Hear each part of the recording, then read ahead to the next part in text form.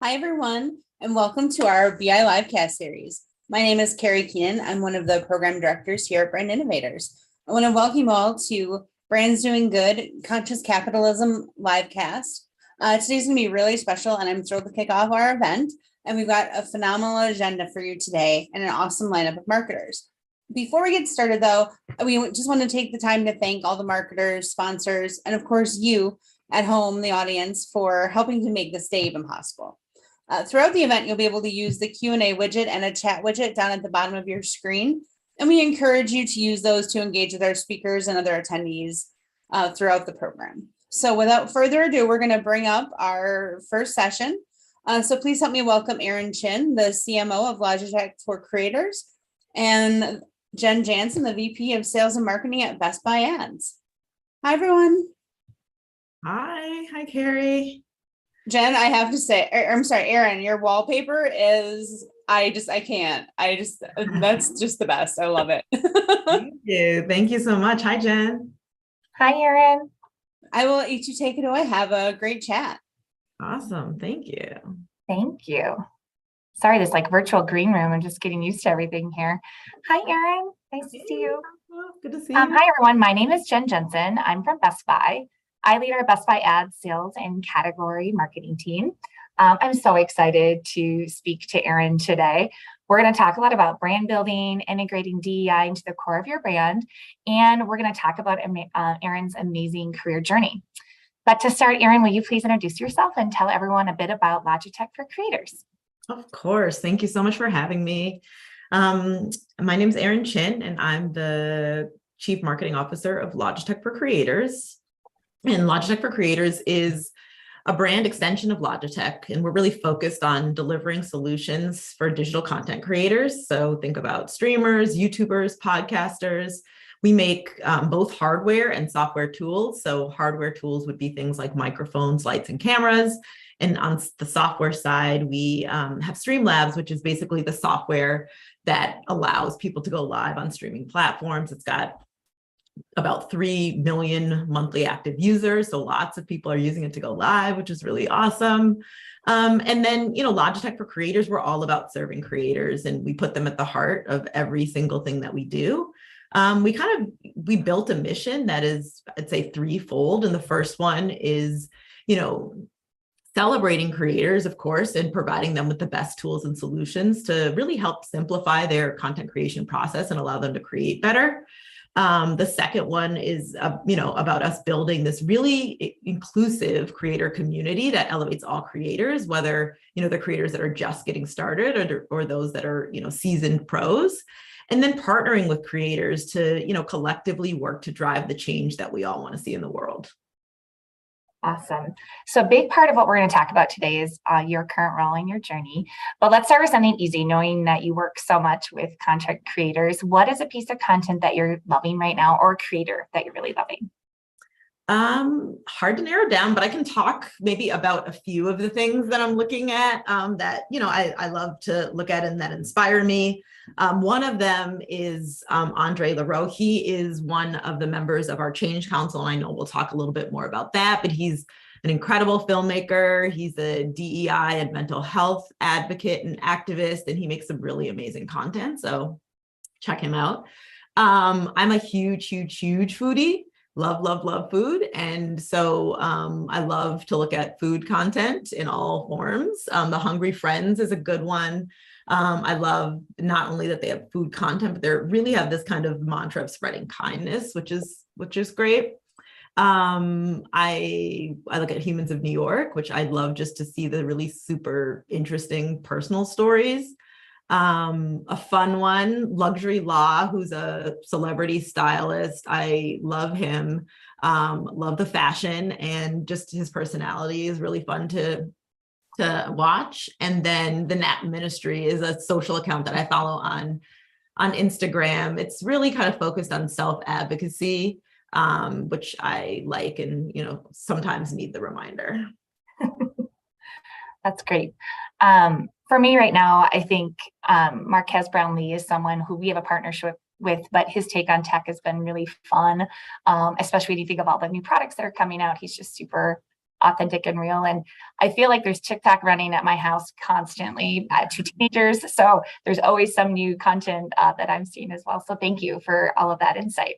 Of course, okay, I love Marquez as well. We've worked with him too. He's incredible. Marquez, yes, amazing. So let's just back up. So, you joined Logitech for Creators in November 2020 as the first CMO. So when we spoke last week, you mentioned that you were coming and you have to define this brand and the business. And from day one, you got to put that perspective out there. First, why was this opportunity so interesting and what made you excited about it? So many things. So Logitech for Creators didn't exist when I joined. I was joined to build this creator-centric brand. And what was there was a couple of brands that Logitech had acquired that did really serve creators. So Streamlabs, which I mentioned before, was one of them. Blue Microphones, another one. And it was really about how we kind of bring those brands that have been serving creators for years collectively to help bring them closer to Logitech so that they could help, kind of drive Logitech as an overall business to tap into this creator economy that was burgeoning and growing. And also, bring a more youthful consumer. And so I was brought in. It was an amazing challenge. As being a consumer of lots of content across many different platforms, I really liked the idea of how I could bring some of the experience that I had building lifestyle brands to this space. I have zero tech experience, and that was also a kind of a new and interesting challenge. And I was just really excited about kind of where I thought we could take this idea about serving creators and really the opportunity to build it and build a team to get after it. So let's talk a little bit about building a team, knowing that you're defining the brand and also having to build a team from scratch. How did you go about doing that and getting to this function that you needed to be able to really serve the creators in the way you wanted to? Yeah, so there were a lot of great people on the team that existed within the businesses of Blue and Streamlabs, and really just figuring out kind of like what people's where people's talents lie, where people's interests lie, and really kind of like getting to know everyone who was there, figuring out kind of what was covered in terms of the mission that, I had helped craft with my team and as we were building it, and then figure out where we have the opportunities and where we need to recruit people who had, a passion for building brands and a passion for doing good and really subscribe to the mission that, I'd set out for Logitech for Creators. And so, the team culture means everything in terms of, the type of work that you ultimately do and how people work together. And so it was really important to take the time to get it right and make sure that not only were all the functional pieces covered, but we were building the right culture and bringing people on the team who shared the passion for the work that we needed to do. Awesome. So you mentioned when we had our prep call that you wanted, the first thing you wanted to do as CMO was really focus on building the brand. Tell us a little bit more about that process and then how you got to where you are today. Yeah. So as I mentioned, built an incredible team, which, was invaluable in pulling all this together. And I think just the diversity in the team in terms of backgrounds and them understanding the creator landscape, many of them being creators themselves. I think that is always really important when you have this deep understanding of your consumer. And then we figured out, try to figure out like what is important to them and how can we connect with them as content creators? What are the roadblocks that they're facing? What are the challenges? And how can we help, remove some of the friction in their processes? And meanwhile, creating this community where we can welcome all creators and people want to be identified because they really feel connected to the community as much as they feel connected to the products and tools that we make. So it was super fun. And we worked to really define kind of 3 brand pillars that we were going to make everything center around. And the first one was creators. Of course, that's who we're here to serve. And we put them at the center of everything we do. They really are the heart and soul of our business. And thinking about how we serve them first and foremost made it really kind of helped shape a lot of the strategic decisions that we made. I mentioned building the community, and that was the second pillar. So figuring out what are the things in addition to the products that we make that can help creators want to identify with us, help them connect with us, and really us support that community with our resources. And then the last one is about change. We're big fans of alliteration, so that's why you see all of the C words to correspond with our mission of serving creators. But really, that one is about identifying and working with creators who can help us really drive the change that we all want to see, whether that is, having more inclusivity, having more equity. And, I personally feel as a brand, and not just on this one, but in previous brands that I've worked with, that we have a real obligation to kind of help drive change and make the world a better place. We have incredible reach, we have voice, we have people who love many of these brands. And so why not use that for good and to really kind of like harness that power to make a positive impact on the world. Oh, I love that so much. I think we have some creative to share as well about the brand. Yeah. Anything you want to say, Erin? Yeah, I mean, this is our anthem video. So it's called Together We Create, and that is really our brand mantra that's built upon the things that I've just shared. And so we wanted to really partner with creators to tell that story as opposed to us telling it just ourselves. And so this is a look at our global vision of partnering with creators to deliver on the brand mission. Yo, what's going on, everyone? It's your boy King J, and today we are doing another stream. Hope you lot enjoy. We are creators from every corner of the globe, armed with powerful tools and connected by a burning passion to create. Join us. Join us. Join us as we raise our voices, make incredible scenes, and take control of our future to make things better. Better work, Better play. better life. Better balance. Together, we'll grow. by sharing what we know. and cheering for each other's successes. Because when one of us rises, We all rise. We all rise. We all rise. in this new world, We'll be free to turn our dreams into realities. And there's space here for everyone. Y hay espacio aquí para todos. Il y a de la place ici pour tout le monde. Logitech for creators. Together, Together, We create. Oh, thanks for sharing that, Erin. That video is really incredible. It's inspiring, just the impact that you're having in the space. And when you talk about impact, I think this is a great moment to transition to talk about Creators for BIPOC initiative. I think you're in your third year. And as you mentioned to me on the call, you could talk about this for hours. And I know how inspired I was, because when you think about this ability to integrate this in as a strategic pillar into your brand and business, it's just really amazing to do. And we'd love just to understand a little bit more about the program, how it started and where it's at today. Yeah, of course. So Created for BIPOC, and for anyone who isn't familiar with the term BIPOC, it means Black, Indigenous people of color. It's a movement that basically encourages the creator community and everyone else to work collectively to address the barriers that Black, Indigenous, and people of color creators disproportionately face. So it was launched in June of 2020, and really this actually predates me. It was launched by our Streamlabs team as a 10-year, $1 million commitment to partner with nonprofits to really kind of address, the things that I mentioned, the issues that disproportionately face BIPOC creators.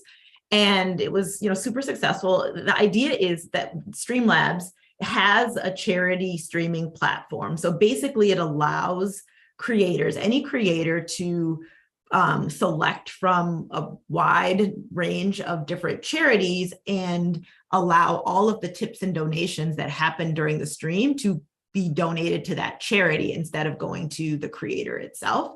And Streamlabs is one of the only charity platforms that doesn't take any cut of any of the donations. So all of the donations go directly to the charities. And so what happened was we made the donation, and we also kind of rallied the creator community who was streaming to raise funds, additional funds for BIPOC charities as part of this month of Creators for BIPOC, which happens in July every year. And we felt so great about, the results and the impact that we were making that we decided to even keep building on it more and more each year. So in the second year, which was in 2021, we stepped up the funding. So it was $100,000 that we donated the first year. We took it up to over $250,000 for year 2. And we worked with, Twitch to allow some of the charity streaming to happen by BIPOC creators on the Twitch front page to get them a lot of, recognition for themselves as creators and allow them to build and grow their audiences while streaming for a great cause, of course. And then we also had an additional component, beyond just kind of recognizing BIPOC creators. We also had this idea. So I had read an article in Business Insider about this gentleman named Jaquel Knight, who is a choreographer. And I had read an article about how he had copyrighted his dance, his choreography for Beyonce's Single Ladies. And he was the first kind of choreographer to do something like that. And we got the idea that it's so important for creators, especially to get credit where it's due. And I was so inspired by a story that we reached out to him and, immediately had like a melding of minds in terms of just being so on the same page in terms of our purpose and wanting to uplift creators, and him wanting to, make sure that creators and choreographers were getting credit for their work. So we partnered with him to help 10 choreographers copyright their work. And it was actually such an interesting time to do this work. About a month after we started talking to him, there was a TikTok strike with Black creators because they were really just frustrated that they were making all of these amazing dances that were going viral, but they weren't getting the credit because bigger, often non-BIPOC creators would copy the dances, and then they'd have huge audiences, and then people would think that they were the ones who made them up. And so it was a bit of a cultural moment that it happened simultaneous to us doing this, but I think it really continued to shine a light on the need for making sure that people get credit where it's due.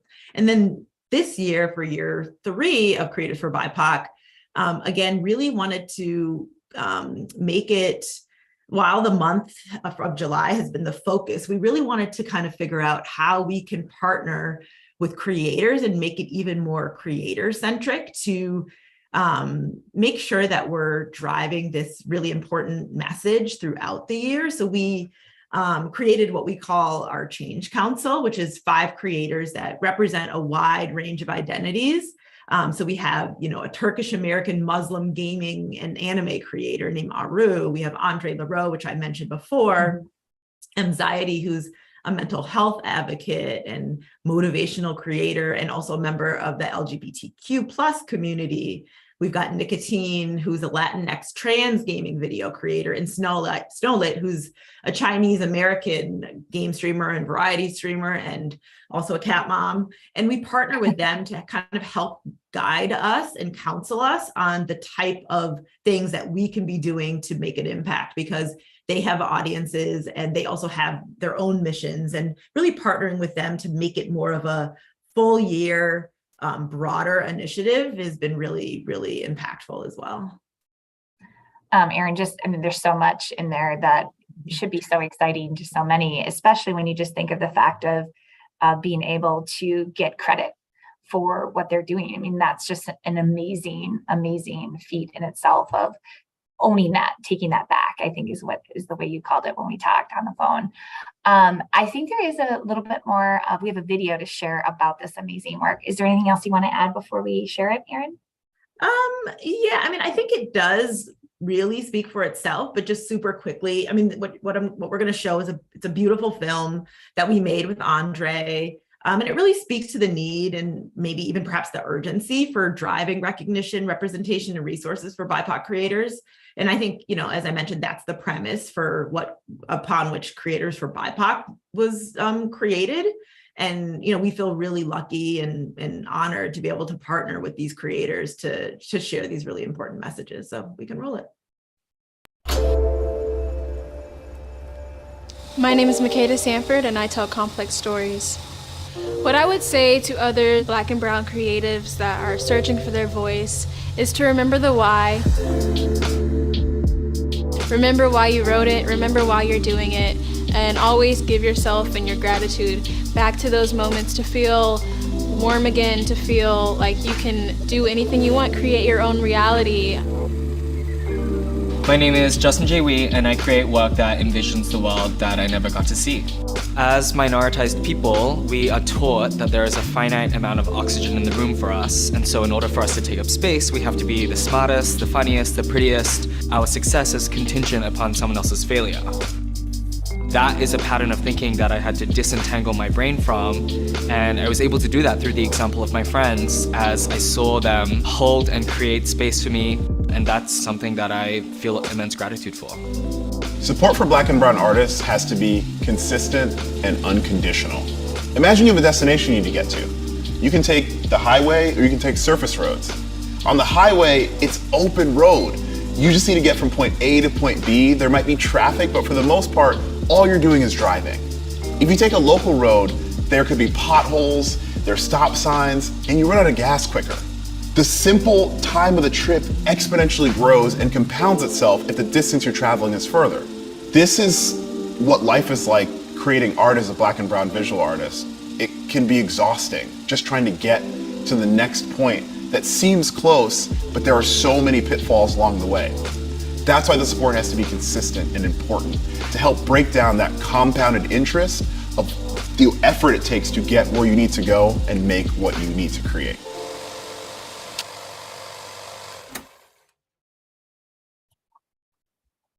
Thank you for taking us through that. I think it is so inspiring, and I think there's just so much breaking down the barriers and all the things that this is able to do is really amazing. So I listened to a podcast you recently spoke on, and you spoke about your Songbreaker Awards, and there was some, big accessibility wins that came out of this work as well.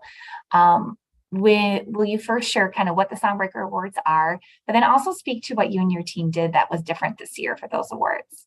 Yeah, so the team, my team, had this incredible idea. This was, I guess, 2021, leading up to the Grammys. They noticed that how many of the Grammy Award nominations for songs were songs that had really gone viral on TikTok, and how that, the TikTok creators themselves had such a role in driving the popularity of these songs. But at the Grammys, of course, the artists and the producers and all of the many other people who are involved with the music were getting recognized on Music's Biggest Night, but no one was really thinking about the creators who had kind of really helped catapult these songs to success.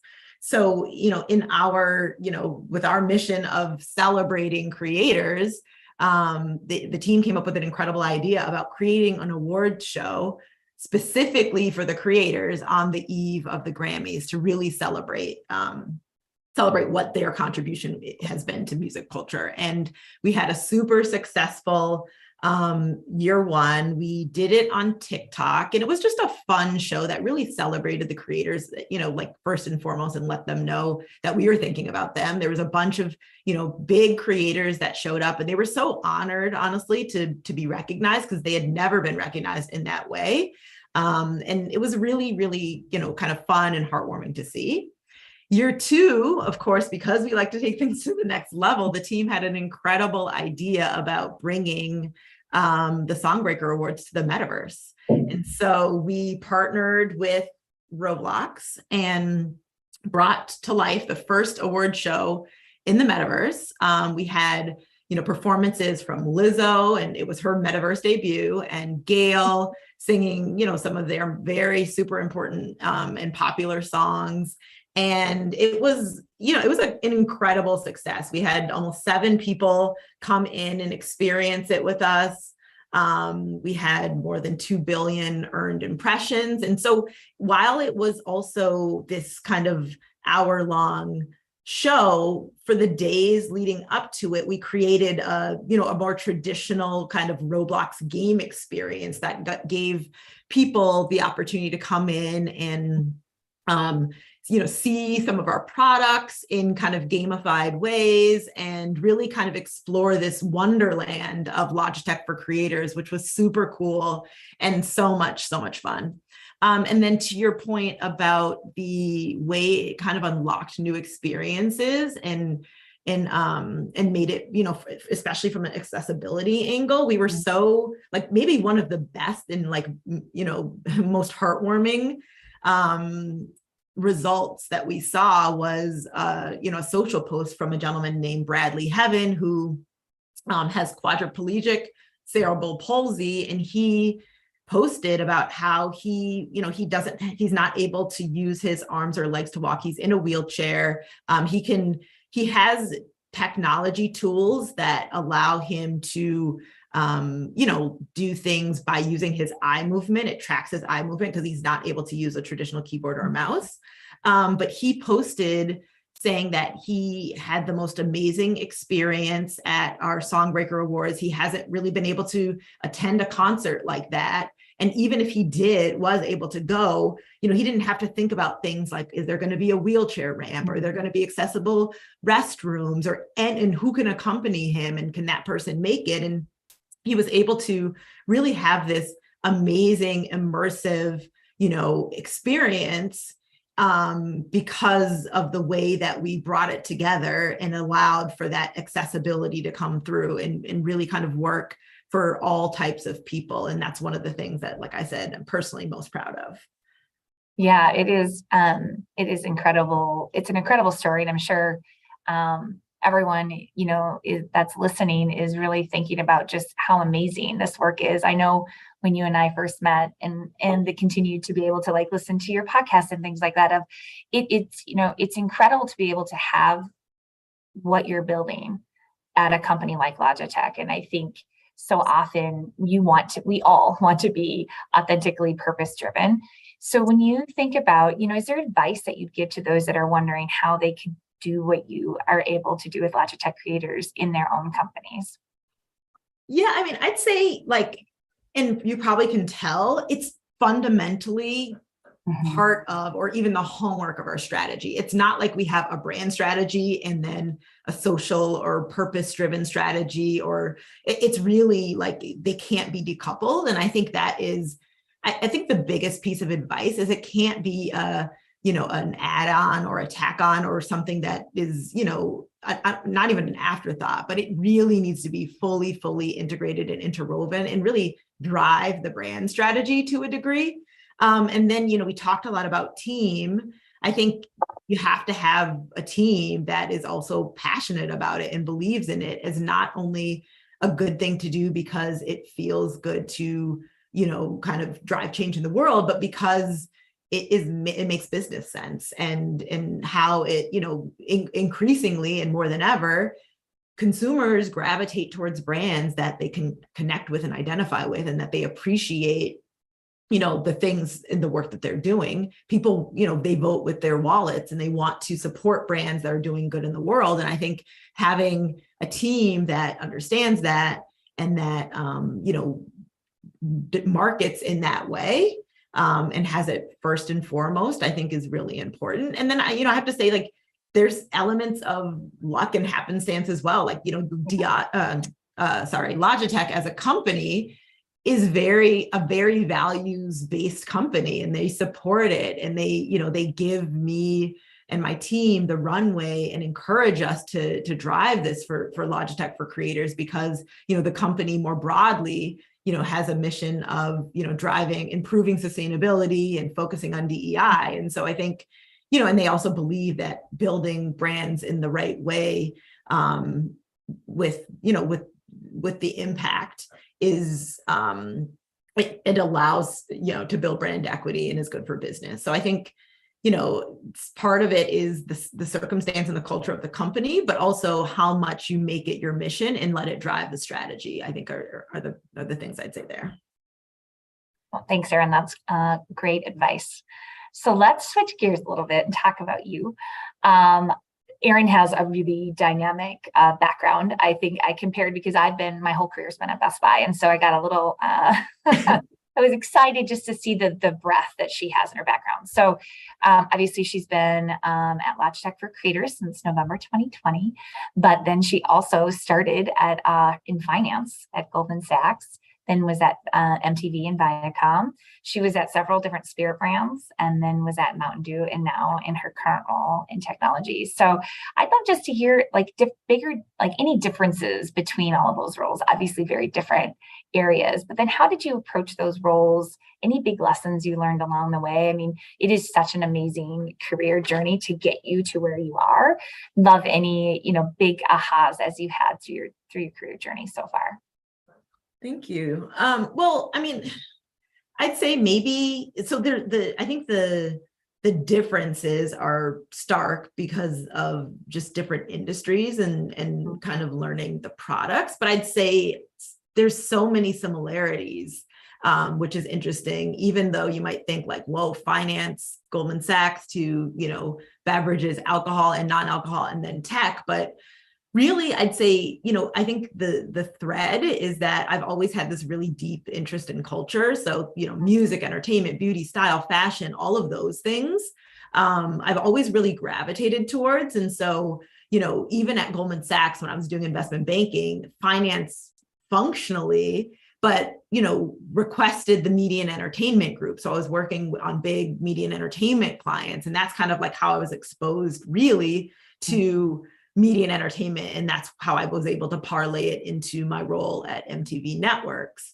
And then, on the more brand marketing side, because, I also have done different functions. While I was at Goldman Sachs, like I said, it was a finance role. I was a finance major in college.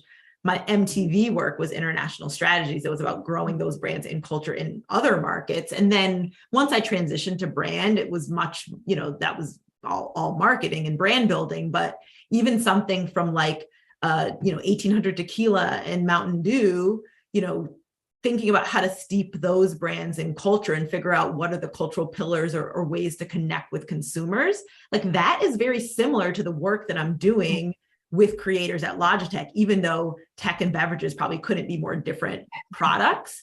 The philosophy about how to put consumers at the center and how to tap into them and show up where they are like big kind of similarities and lessons. And so I think across industries, I've been able to build a bit of a playbook for, lifestyle brand building and building brands and culture that I've been able to apply across industries, which has been both really fun and really interesting. And, it feels good because I have this this kind of like momentum of connecting with consumers and building brands and culture.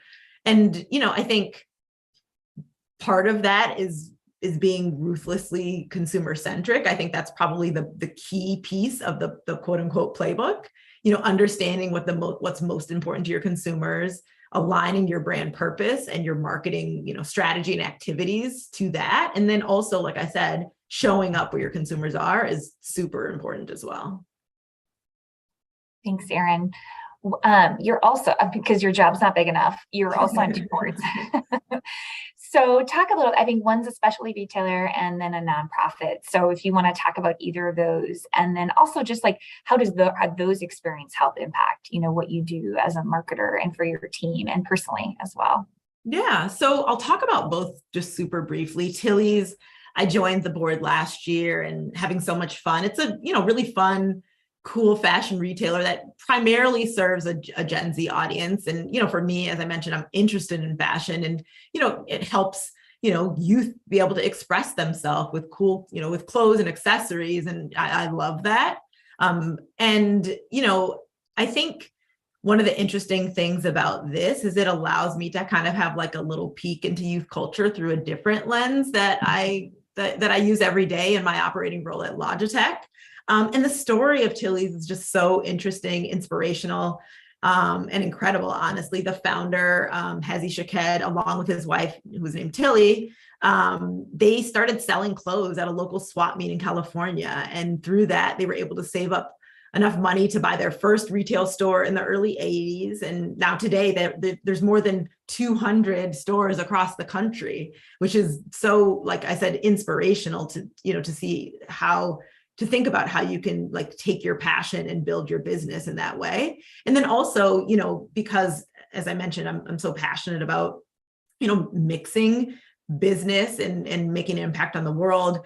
Tilly's has some really great programs that they do. They have the Tilly's Life Center, which has a mission of like spreading, positive thinking to young people. And they work in schools a lot with this initiative called We Care, which really kind of supports a lot of like academic, art, and athletic programs at schools and universities. So that's really cool and fun to see.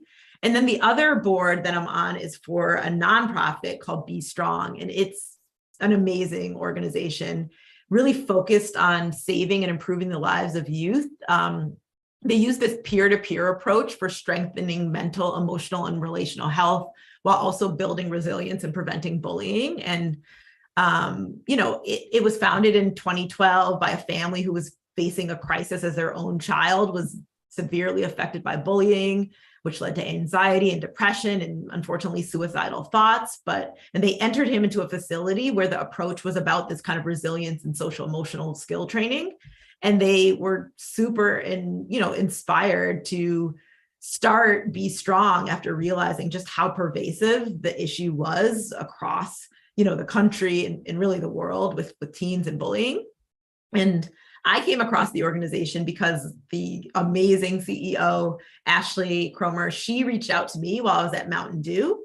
And I was we initially, immediately connected. And I was just so impressed by the work that team was doing. And honestly, it really spoke to me personally. I'm a mom of 2 young boys. And my oldest just started middle school. So I'm really getting into the point now where I'm really making sure that, my son has the skills and tools and resources to advocate for himself and, build healthy relationships. But I was just inspired by all of that. And I immediately wanted to help. So I worked with Ashley and her team to create a program, honestly, that was aligned with the purpose of Mountain Dew, that I had just built this kind of purposeful positioning that, was not only brand purpose, but what is the brand's role in society? And it had just come off that work, and Ashley reached out and I was like, absolutely, yes, let's do it. So we ended up creating a program that was really instrumental in recruiting the peer mentors for the Be Strong, because it's a peer, like I said, it's a peer organization. So we were able to help fund some of the recruiting of peers, and we did some, Facebook programming and reaching out to parents and to nominate their kids. And we were able to exponentially grow the peer mentors from about a little over 500 nationwide to over 2,300. So super, super proud of that. And, like I mentioned, these are both youth oriented organizations. And in addition to, many creators, including my 11 and 9-year-old sons many children, including my 11 and 9-year-old sons wanting to be creators.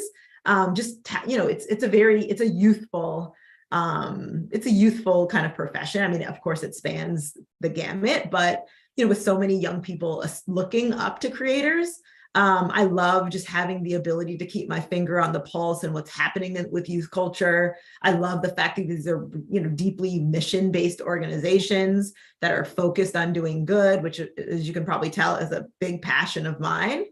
And also it allows me to, like exercise my muscles in different ways because of the purview is much broader than just marketing, where I tend to focus in my operating role. Oh, well, Erin, you are really incredible, honestly, everything that you do and what we're able to learn today. So thank you. There was one question. I think we might have a minute here left. They would love for you to spend a bit more time. Would you be able to touch a bit on how you work with creator-based platforms like TikTok and YouTube? Specifically, do you partner with these platforms to drive scale for your creator-focused content? So yes, we partner with platforms across, we have media partnerships where we, use it to drive awareness among creators. We also partner, as I mentioned, to drive kind of recognition and awareness for creators, like I mentioned with Twitch, with the Creators for BIPOC initiative, getting, front page placement, which means tons of eyeballs for creators for that big initiative. I think and we work with Twitch quite a lot, especially a lot on the Streamlabs side, of course, meaning given that it's a streaming platform and Streamlabs really is kind of a conduit to going live. So we work with platforms in tons of different ways. Sometimes directly with creators, sometimes just directly with the platforms.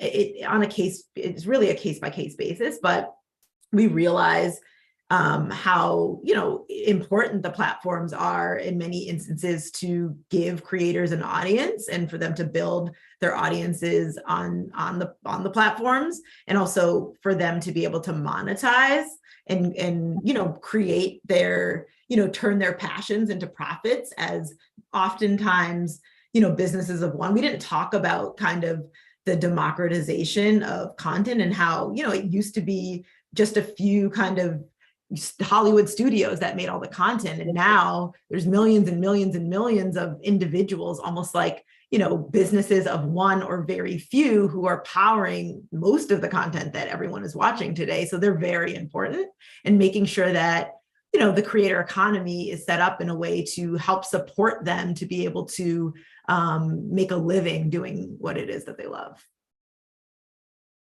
Awesome. Well, I think we are at time. Thank you, Erin. It was so fun to spend the time with you. It went way too fast. Likewise. Thank you for sharing your story. Awesome. Thank you. And thanks for having me, Brand Innovators. Thank you, Yes, Jen. thank you. Yes, thank you. It was awesome. Thank you. And the one time that my cat doesn't try and get on camera was talking about cat people. I'm very disappointed in him wherever he is hiding today. Oh, that's great. Thank you both so much. It was a great chat. Awesome. Thank you so much. Have a great day, everyone. Bye. Bye. And we are going to move on to actually a recorded session for our next session. Help me welcome via video, Davis Smith, the CEO of Codopaxi, and Rachel Cohen, Manager of Corporate Sales of Comcast. Thank you so much for sharing your story. Davis and I spoke as we prepared for this, and I have to say I listened to an interview that Davis did, so it was really nice to hear about you following up with Edgar and hearing more about his story. Something that Davis and I spoke about as we were preparing for this is just about how business leaders have a responsibility to focus on more than just profits. But I'm wondering, and I, completely agree with that. And that's, if you know more about Davis's story and Codopaxi, that that's always been his focus. But I'm wondering, in addition to sustainability being good for the world, in your experience and for Codopaxi specifically, how have your sustainability efforts been good for the brand and the business overall? Yeah, I did believe from the very beginning that doing good was going to be good for business. And this is when I moved back from Brazil, I went to Silicon Valley and I started meeting with investors, impact investors, angel investors, venture capitalists. And I ended up meeting with 100 different investors to pitch this idea. And I faced a lot of rejection. People that questioned whether I could really build a brand that was that was sustainable if we were giving away money from the very beginning before we ever made money.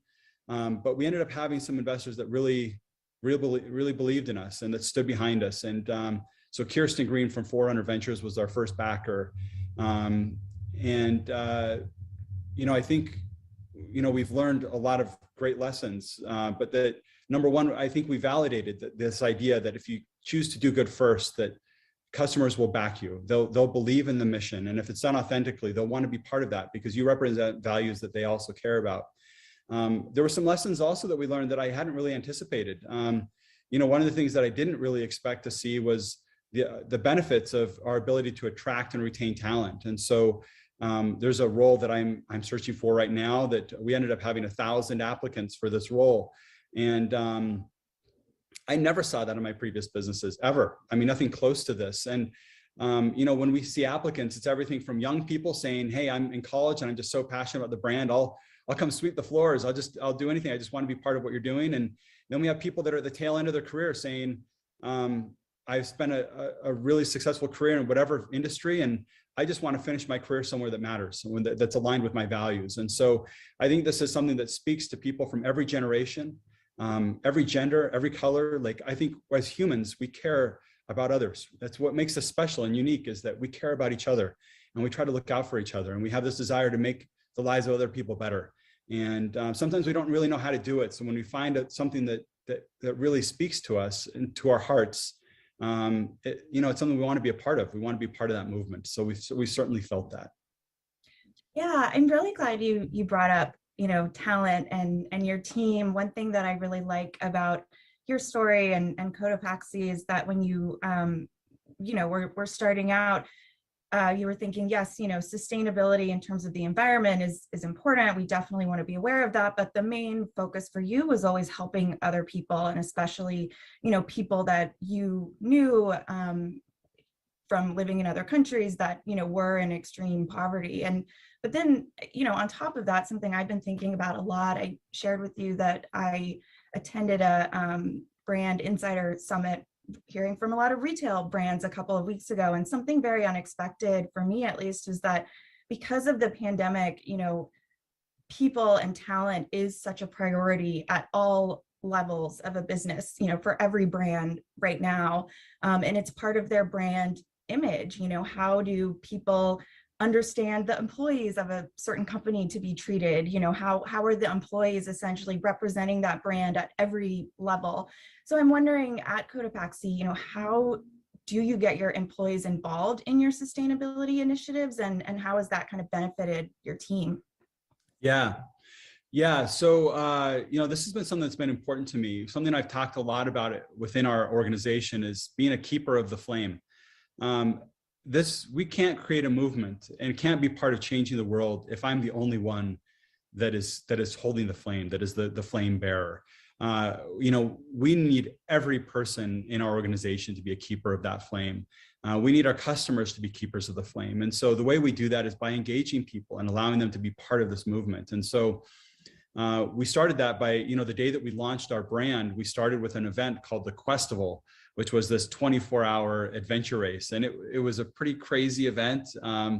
We got a couple llamas off the classifieds, and we went around college campuses, and people came up to us to take selfies with these llamas. And then we tell them about this new brand that we were building, about this event, this 24-hour adventure race. And we had thousands of people that participated in that first race. And we gave them hundreds of challenges to go out and spend time in the outdoors with their friends, and to go do good in their communities. And they got points for doing these different kinds of activities. And we ended up having 30,000 social media posts of people out living the brand, and everyone that did the race got one of our backpacks. And so that was kind of the start of saying, hey, we want other people to be part of doing good with us, not us just doing good ourselves. And our team, same thing. We started, in our early team, there were just about 6 of us when we started, and then we slowly added a few more people. And that card writing program that I talked about, the refugee card writing program, that was an idea from an intern of ours. When we first started the business, I was doing the handwritten thank you cards to every customer.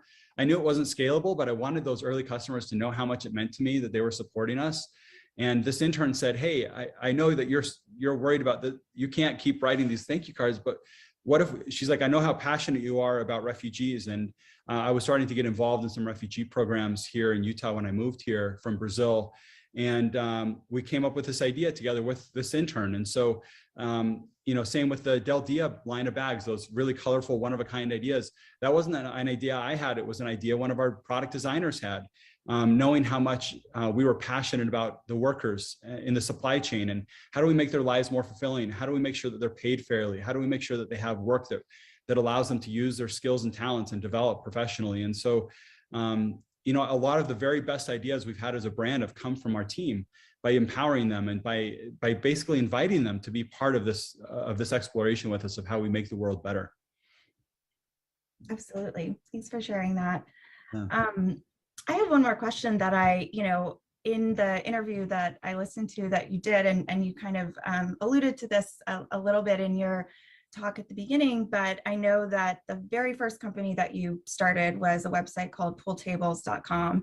And in the interview that I, listened to with you, you talked about how, you knew you wanted to do good in the world. You thought, if I can make some money, I can turn around and use that money to fund initiatives that are important to me and will help other people.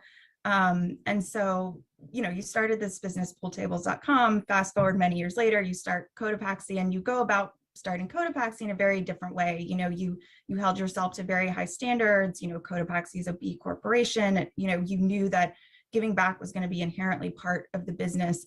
So I'm wondering, what is the challenge of, or what is the difference between starting a business, with those sustainability standards from the outset versus taking an already successful business and, turning it around or making it be more sustainability focused? Yeah, this is a fun question. So, when I was in college and I came back from Peru, I thought I would pursue this path of working for a nonprofit. I thought that was maybe my life's calling. And it was a mentor that I met in college that kind of redirected me. And he'd been a successful entrepreneur and had become a philanthropist. Had started a nonprofit in the Philippines that was fighting poverty. And I wanted to work for him. And I tried to convince him to let me go work for him and to expand his program from the Philippines to Latin America, where I'd grown up. And he instead told me that if I really wanted to make a difference, I shouldn't go work for a nonprofit or for him. I should go start my own business, and that down the line, I'd be able to make a bigger impact and find my own way of making an impact in the world. And so that put me down this path of entrepreneurship. And I knew nothing about business. I hadn't studied business. I'd studied international studies in undergrad. But I had this idea, a random idea. I kind of dabbled in a few different ideas. A couple actually, they had social impact connected to them, but the ideas didn't work. They as I tested them, they kind of failed. But I found this other idea, which was to build a company called pooltables.com, which was this idea of building our own brand of pool tables and then selling them direct to consumers online. So kind of one of the earliest direct to consumer digital brands. This is in 2004. So the internet was, relatively new. E-commerce was relatively new. But the brand had no social impact at all.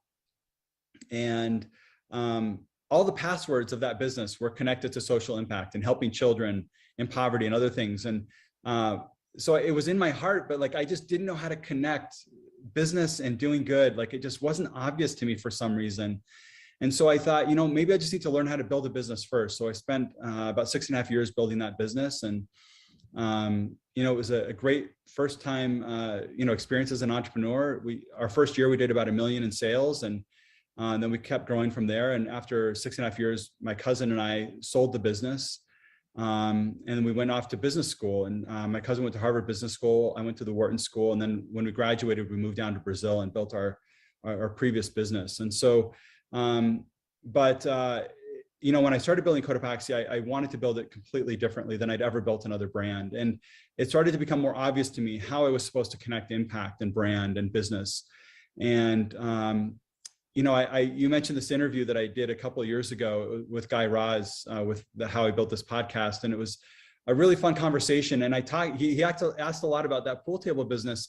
At the time, I had no intentions of ever being involved with that business again. I'd sold it, a decade before. But last year had an interesting opportunity where I still owned a small part of the business. And the guy that we'd sold it to was retiring, and he had 17 different businesses that he'd kind of gathered over the years, and he was selling them all. And he'd found a buyer for the business, a small publicly traded company that was going to buy the business. And at first I was glad for him. I was like, good for him. That's great. And the more I thought about it, the more I just felt like I had unfinished business. Like that brand was my first attempt at entrepreneurship. And I really wanted to do good, but I didn't know how, but I know how now. And so I ended up buying the business back. I paid a lot more than I sold it for, but I believe in the ability for business to make an impact. And this business had been profitable for 18 straight years. And I just thought, you know, I'm going to go convert it to a benefit corporation. So I bought the business the first day. I converted it to a benefit corporation. And now we're working on creating a plan where this business can help us go fight poverty alongside Codopaxi. There are some unique challenges, you know, with a brand like Codopaxi that starts from the beginning with impact at the very heart of the brand. In some ways it's easier because you're so committed to it from day one and you can kind of build everything around it. At the same time, it's really hard because you have no money. And so you're donating and giving away money before you've ever made money. And that was incredibly stressful. Where with this pool table business, it's been profitable. So in a lot of ways, it's been a lot easier because we have the resources to go have impact immediately. And so, but it's been a fun thing to kind of see the challenges that come with taking an existing business and converting it to a business that's doing good versus doing it from the start. But my hope is that I can prove that no matter what the business is, no matter how old it is, no matter what industry it's in, you can go do good. And if a pool table business can go make a difference in the world, so can your business. So that's what I'm hoping we can prove. Yeah, I love that message. And I think too, you know, just with your idea of doing capitalism differently and no matter what your role is or what business you're in, you know, you can do good. You do have an impact on the people around you, the people you work with every day. So I love that. That's great.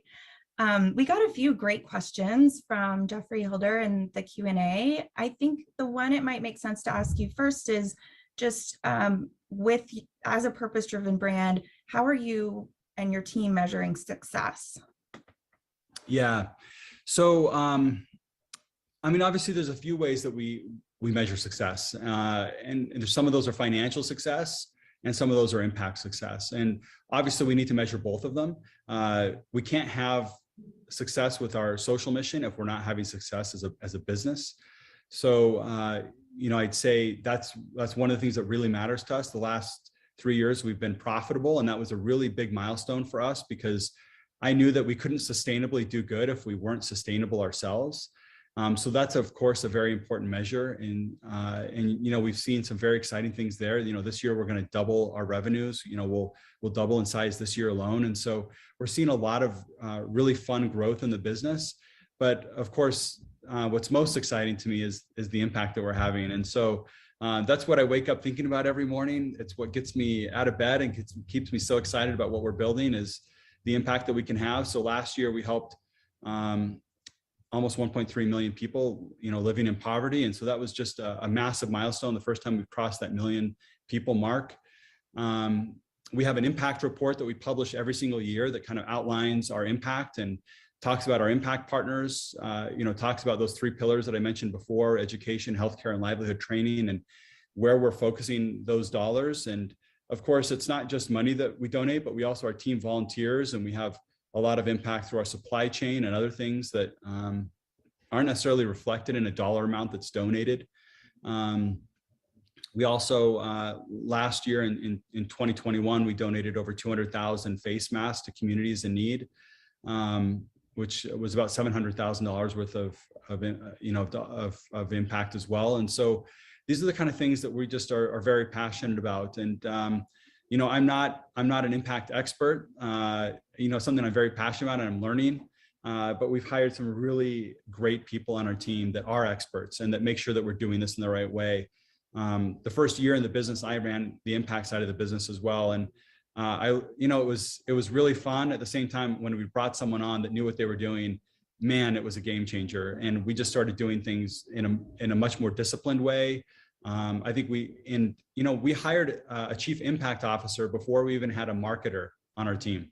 And you can imagine what my board thought about that. You know, they they were really questioning whether that was the right place to be investing dollars that early in the business. But I just figured if we couldn't figure out a way to give better than anyone else and do it in the most sustainable way, in the most impactful way, we had nothing. That was really, the entire brand was built on this idea of giving. And so I wanted to do that right. And so I think that's been an important part of our impact, is making sure we have impact experts that can come in and help us make the best decisions.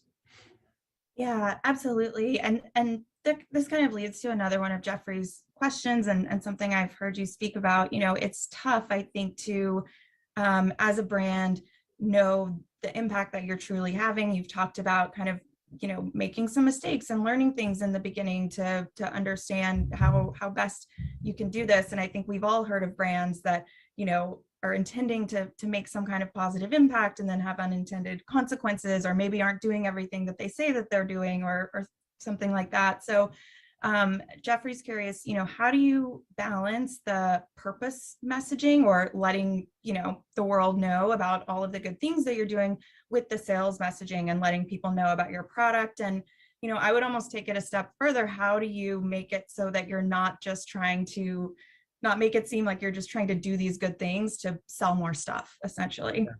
Yeah, no, that's really important. When I had the idea for the business, I went and met with a couple of friends of mine from business school who had started Warby Parker, and they'd invested in my previous business in Brazil. I'd done a small investment in Warby Parker when we were still students. They were still selling out of their apartments, like just very, very small business still. And so we'd been friends and kind of been rooting for each other's success. And I outlined to them like this idea of building this brand, the Codopaxi, around impact. And one of those co-founders mentioned to me that he really felt that I needed to be careful to not lead only with mission, that I needed to have I really needed to have great product as well. And so, because every time I talked to him about the business, it was about the mission and the purpose. And he's like, make sure that you nail the product, because you have to nail that as well. And it was really great advice. And because I'm so passionate about the mission that I tend to lead with that constantly, whether I'm talking to an investor or to consumers, or even like this presentation, right? It's like, I'm not even really talking about the product. I'm just so passionate about what we stand for and our purpose. And so it is a tricky balance of how do you balance these two things? And I'd say we've probably erred on the side of always having our mission first and talking about that. At the same time, if you go to our Instagram, there's a lot of imagery that's around the product and around, people using the product around the world, and kind of the aspirational aspect of the brand. And so it is tricky. And I don't know that we've actually totally nailed it either. Like I just had a conversation with our executive team yesterday about how, and our impact team and our brand team, about how I want our impact to be more at the forefront of the brand. Like this cannot be on the periphery of who we are. It can't feel like an afterthought. Like this needs to be deeply woven into everything that we're doing. And so again, I would probably lean more towards talking about the purpose than selling, just because of my inclination. That's what I'm really passionate about. And I think if you do it right and you do it authentically and it's real, consumers are very smart. They know if it's not real. They know if you're doing it because you're trying to get something out of it, or if you're doing it because it's something that's authentic to who you are. And so, but it is a tricky balance, and not every business has gotten it right. And I will maybe just add, Rachel, that I think it's okay if a business is trying and maybe they fall short. I'm not saying that they can misrepresent. Obviously, that's unacceptable. But I think a lot of businesses are learning how to. They've been around for a lot of years, and they're trying to figure out how they can be part of this movement. And I want to be careful. I don't want to criticize any business that's using their resources to go do good. My hope is just that all of us are learning, and that we can find better ways over time to do it more authentically and have better impact. And I hope that more and more businesses move in this direction. And I think it's young people that are going to make this happen. They expect it out of the companies they work for. They expect it out of companies they support and buy from. So I'm very optimistic about the future of business. I think capitalism will absolutely change in a massive way in our generation, or in the next generation or two, because of the expectations of young consumers and the young generations. Yeah, absolutely. No, I mean, I like that perspective of yours, because I think that it is all about authenticity. If brands are authentically trying to do something good, they're inherently going to make mistakes, and it's about owning those mistakes and moving forward and just trying to improve, like, you know, we're all trying to do in our roles all the time. So I'd like to know a little bit more about your advertising model. I mean, I think this kind of goes into what we were talking about, and really a lot of the retailers that I spoke to a couple weeks ago did talk about this millennial and Gen Z audience and how they can really sniff out anything that's not authentic. So I think that's part of this conversation as well. But I know too that, as you talked about, I feel like your first advertising activation involved llamas and college campuses. So how have you all evolved since then, and how do you focus your marketing efforts? Yeah, so there's definitely not a silver bullet. I know when you, as an entrepreneur, you start a business and you just think, oh, if I could just find that one thing that like changes things and that like gets me on the map or that gets this business to work. The reality is that there isn't just one thing.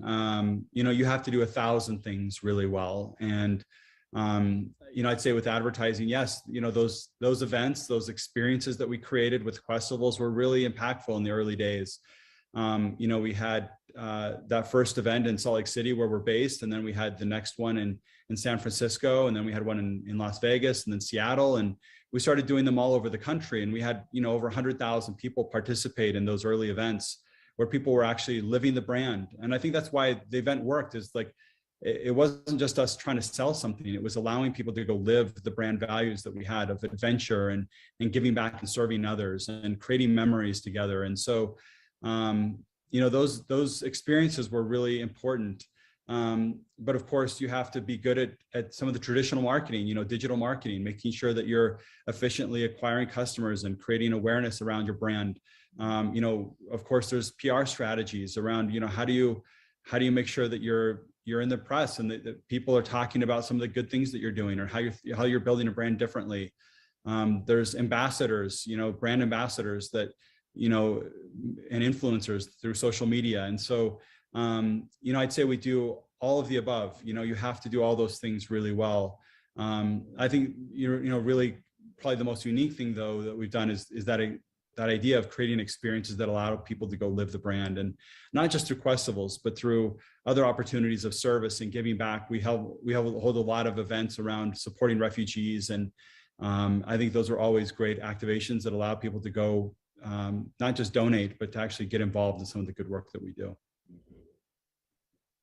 Absolutely. In the interview I listened to with you, you talked a lot about how Codopaxi was a digitally native brand. Can you talk a little bit more about that, and how you all built up your digital presence, and how you sort of balance that with your you know, presence with your brick and mortar stores and the retail partners that you work with? Yeah, so you know, this term digitally native brand, I think it emerged maybe in the last like 6 or 7 or 8 years. And it's something obviously that had existed before. I mentioned the pool table business being like one of the earliest digitally native brands. And what I mean by a digitally native brand means a business that started and emerged online first. And that primarily their primary sales channel was online. And so a lot of digitally native brands have become omni-channel brands, where they're not just selling online, but, you know, I mentioned Warby Parker. There's another brand started by another classmate of mine from business school called Allbirds, and another called Harry's. You know, these really fun brands that have been built around not just selling online, but they have physical retail stores of their own. Many of them actually sell their product through other retailers. Like, you know, we sell our product through REI and through hundreds of other small boutique outdoor retailers. And so, you know, I think, you know, this is an evolving, you know, digitally native brands are evolving. We're not just online. We don't only sell digitally, but we have this DNA as part of our brand that we emerged online first, and that we understand how to acquire customers online. And it's unique because a lot of, you know, in the outdoor industry, for example, there's so many brands like, you know, Patagonia has been around for 50 years, you know, the North Face for 60 years, Columbia for 70 years. These are brands that didn't understand e-commerce and the digital consumer, as well as maybe small emerging brands like ours. And so it was an advantage that we had. And of course, we also start moving in the direction of some of these more traditional brands of selling through other retailers and other things. But that digital DNA is an important part of why we exist and how we compete. Yeah, absolutely. And, I think that, of course, being digital and having that kind of be the beginning of your brand probably helped you all during the pandemic and everything that's been happening the past couple of years. Can you speak a little bit about just some of the challenges that your brand went through during the pandemic, but also some of the ways that, you've talked about some of the ways that your team really came together and how that inspired you as well. Yeah. So I'm sure everyone's really exhausted of talking about, the pandemic, right? But, there were some really great lessons learned during these last couple of years. And, for us, our revenue was cut in half in March. So instantly, the first impact, interestingly, was e-commerce. It was like, that's where we saw the first signs of softening, and we knew something was happening. This was in the first week of March. Our e-commerce sales started sliding. And then, by March 13th, we closed our retail stores. Many of our retail partners closed their stores. And a lot of our corporate partners that were buying product, jackets or bags for their corporate events or for their teams, many of them started coming to us saying, hey, we want to cancel that order. And it was terrifying. I was very nervous. And, but we met on March 16th, Monday. I had an all hands meeting, virtual, our first virtual meeting. And I told our team, I basically outlined a plan of how we were going to get out of this. And it involved everyone taking some collective sacrifices, but we all rallied together to protect each other and our team. I invited everyone to innovate and to think of ways that we could double down on our mission. I made a commitment that every dollar that we'd made in commitment to giving back would go to giving back. We would never use those dollars to support the business. Even in a crisis, like I felt that was very important. And I said, let's find now a time, like in this crisis, this is the time where we can show our true colors. And let's give back more now than we ever have. And we actually gave, in 2020, we gave 3 times our commitment. We commit to 1% of revenues.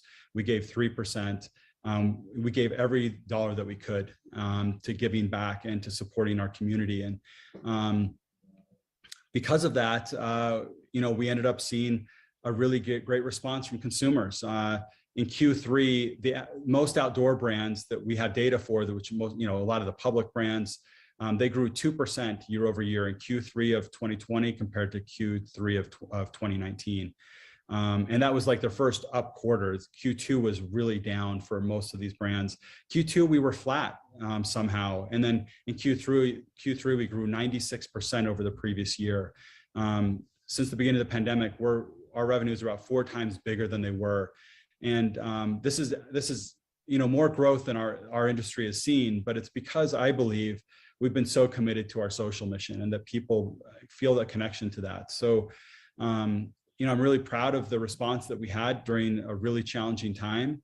Really proud of the team and how we rallied together. And we made some big changes, some really big changes in the business and how we operate because of COVID as well. Yeah, I love that, how you talk about how perhaps, the growth that you all have seen is connected to just consumers thinking more about the companies that they're invested in and what those companies' values are. I think that's absolutely, probably contributed to the success that you all have had despite, everything that's going on. Somebody asked a great question, and I should say, if folks aren't familiar with the Codopaxi products, I guarantee you've seen people walking around in brightly colored jackets and backpacks that have the little llama logo on them. They do have some really, really cool products. We have a store here in San Francisco. And so John Graydon asks, why did you choose apparel as your business model? And why did you choose that as kind of the vehicle to give back? Yeah, so a few thoughts on that. Number one, I did what I knew and understood, which I hadn't built an apparel brand, but I understood e-commerce. And so I kind of gravitated towards the idea of building a brand that I understood. As someone who loves the outdoors and loves adventure, this is a category that I'd always had some interest in. And I felt there was an opportunity to build something that really scaled. I knew that if I wanted to build something that could truly impact poverty and truly help eradicate poverty, I needed to be able to build something that could really be big, like $1 billion business or bigger. And so I felt in this category, while it's very crowded, the outdoor industry has so many brands, and a lot of investors like didn't invest in us because of that. They felt it was, a very challenging category. I felt there was an opportunity to go build a brand differently. And so, that was kind of why I chose this category. When we launched the business, we launched with 5 backpacks. We didn't have any apparel to start.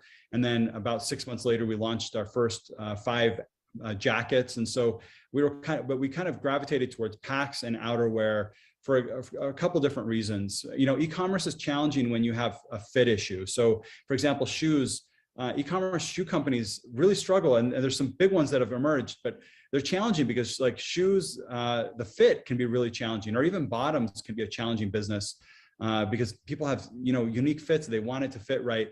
Where backpacks, they're made to fit any body type. They can adjust. And so the return rates I knew would be a lot lower. Outerwear, if you have a jacket, you kind of know if your size is maybe small, medium, large, extra large, double extra large, like you kind of know your general size. And so return rates I knew would be a lot lower. So that's one of the reasons also I kind of gravitated towards these categories that maybe fit wouldn't be as quite a challenge as it maybe is for some other products. Nice. I like that. And I know that your first company you started before Codopaxi was an apparel company too. So yeah, like you said, that was an industry you knew. And I wouldn't have even thought about the fit challenges, but that's absolutely a concern for anyone who orders things online is, oh, am I going to have to return this?